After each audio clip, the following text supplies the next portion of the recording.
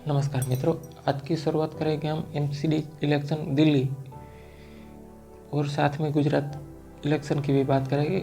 शुरुआत करेंगे MCD election की।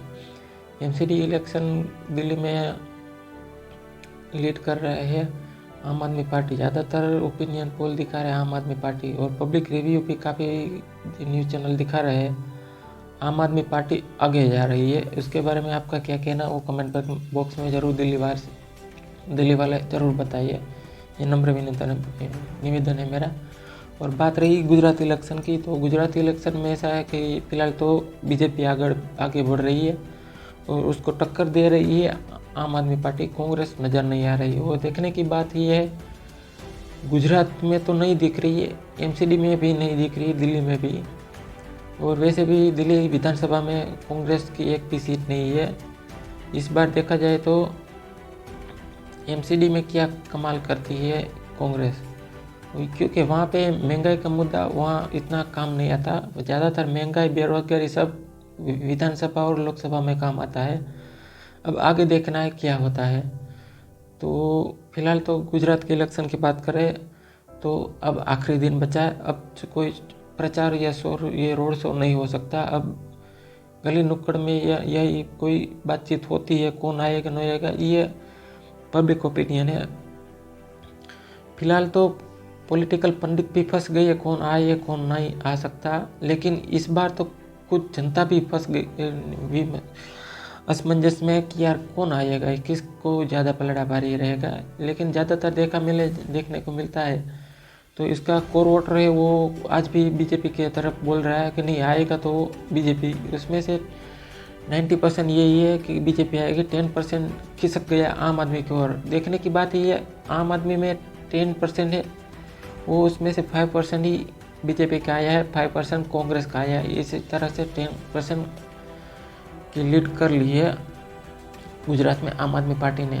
लेकिन फिर भी कई कबार कहते हैं कि कांग्रेस वाले कि नहीं, इस बार हम गुजरात में ज़रूर हमारी सरकार बनाएंगे, हमारा पिछले 27 साल का वनवास यहीं से ख़त्म होगा और सरकार में हम लौटेंगे।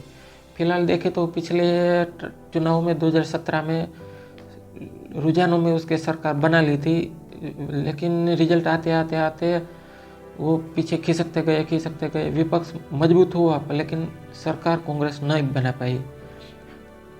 लेकिन इस बार देखें तो हमें कुछ ऐसा कांग्रेस में ताकत नहीं दिख रही है कि यार ये बोल रहे हैं कि हम कर देंगे, लेकिन बातों में कर रहे हैं। लेकिन देखने की बात यह है, पिछले चुनाव में आम आदमी पार्टी कुछ यहाँ कोई वर्चस्व नहीं था और उसके बाद बीजेपी को टक्कर देने के मौका इसलिए मिला था कांग्रेस को, क्योंकि पाटीदार अनामत आंदोलन चल रहा था, इसलिए पाटीदार बीजेपी से नारा चल रहे थे। फिलहाल बीजेपी ने वो कंट्रोल कर लिया डैमेज अपना, पाटीदार को ज़्यादा से ज़्यादा टिकट देकर। लेकिन इसके साथ साथ कांग्रेस और आम आदमी ने भी पाटीदार के कैंडिडेट उतारे हैं अपने मैदान में, और क्या रिजल्ट आता है देखने का रहा। लेकिन बात नई ये है कि आम आदमी पार्टी नई है तो उसका चेहरे भी नए हो गए, तो क्या जनता इस बार नए चेहरे पाटीदार के रूप में देखना चाहती है या इसको वोट देगी, वो देखने का रहा। पुराना देखा जाए तो वैसा ही है कि पाटीदार हमेशा भाजपा के कोर वोटर रहे हैं, और ओबीसी तो 50% है कोर वोटर बीजेपी के। लेकिन आगे देखा जाएगा क्या होगा इसके बारे में। जबकि पिछली बार देखे तो हमने देखा था पाटीदार काफ़ी खफा हुए थे बीजेपी से, लेकिन उसके साथ पाटीदार के सामने आकर बढ़ चढ़ के आए थे ओबीसी, क्योंकि भाई पाटीदार को ना मत देंगे तो हमारे हिस्से से चला जाएगा। इस तरह से के वोट में फाटा पड़ गए थे, इसका लाभ उठाया था कांग्रेस ने। लेकिन इस बार सब मिलजुल के ये चुनाव का माहौल में अपना काम कर रहे हैं, और इसको आगे कैसे देखा जाएगा वो आगे देखना है। लेकिन बात ये है कि अब कौन सा कोर वोटर किसके साथ जाएगा।